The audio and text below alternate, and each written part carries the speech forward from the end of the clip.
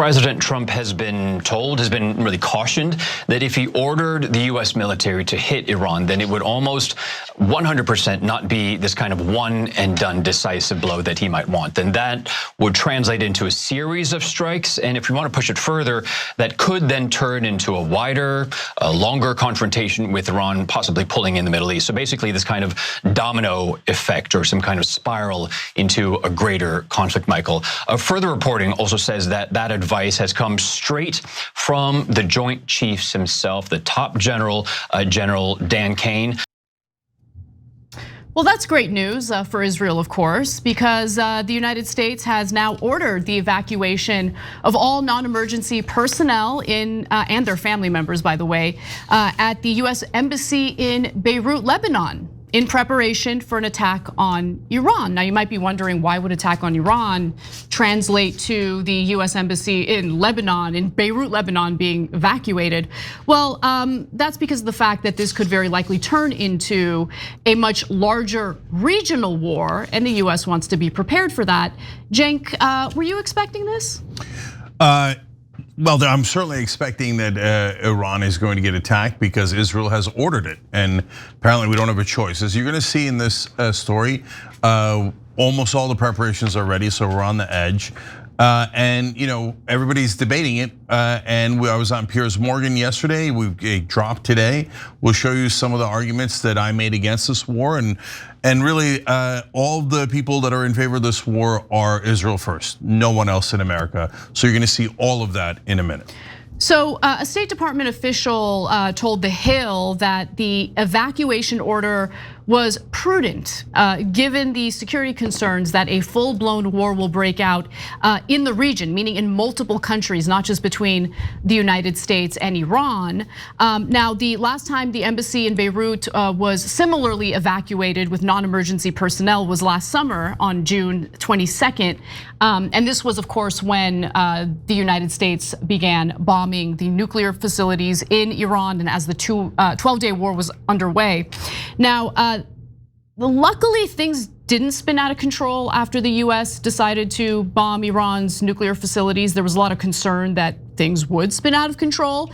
But you really do have to give Iran credit for showing considerable restraint in an effort to prevent a broader regional war, something that I wish our special ally Israel would have some interest in, but alas, they don't. So Iran attacked the US's airbase in Qatar, if you can remember, but it provided notice of its planes to strike, giving the US time to evacuate and prepare to intercept the missiles.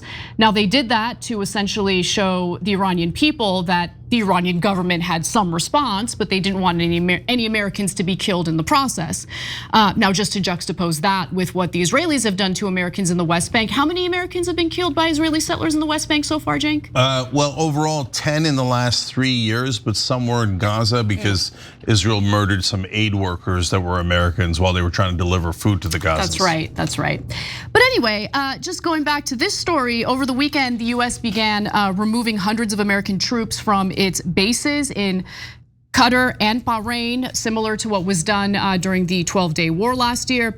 But it is worth remembering that Iran is less of a problem when it comes to bombs over Beirut, for instance, because Israel recently escalated its strikes on Lebanon, which it has continued launching in violation of a November 2024 ceasefire deal, killing 12 people in attacks on the eastern Bekaa Valley on Friday and Saturday.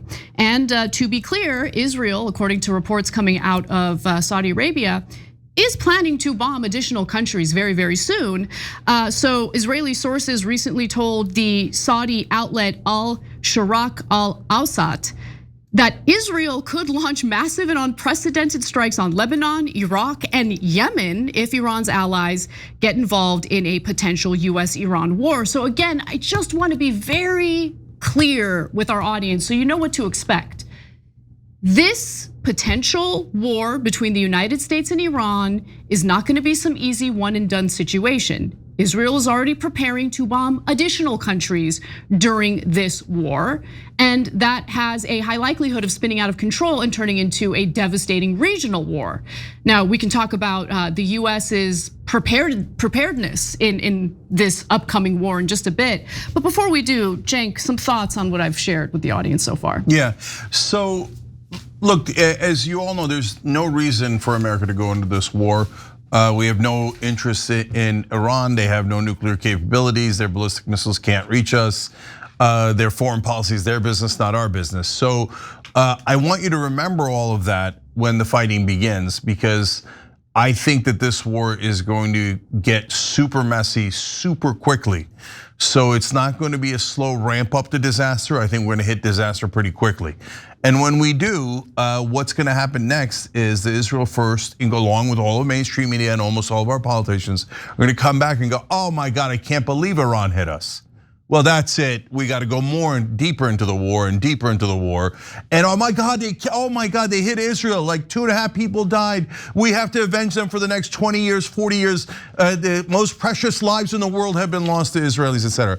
I, on the other hand, am struggling already ahead of time with, should I have any sympathy for any Israeli killed in this war? And the reason for that is because they are definitively starting the war, definitively. And they've brought 1/3 of our fleet into the Gulf to attack Iran when we have absolutely no interest in it.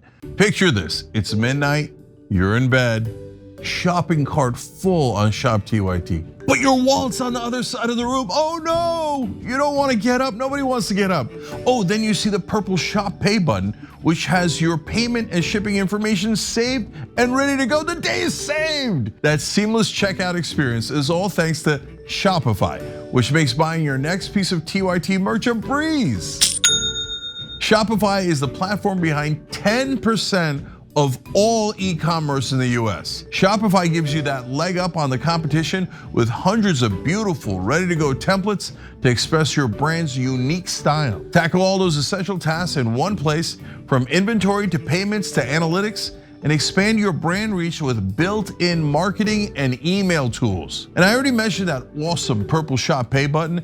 It's why Shopify has the best converting checkout on the planet. See fewer carts go abandoned and more sales go with Shopify and their Shop Pay button. Sign up for your $1 per month trial today at shopify.com/TYT. Go to shopify.com/TYT. That's shopify.com/TYT.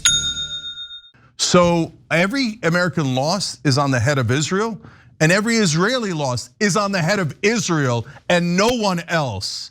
And we should not go deeper into this war. I hope Trump runs after we run into trouble, because we will almost certainly run into trouble. If he digs in deeper with this big a force, it's going to be an absolute nightmare. By the way, 1/3 of our fleet means sitting ducks everywhere.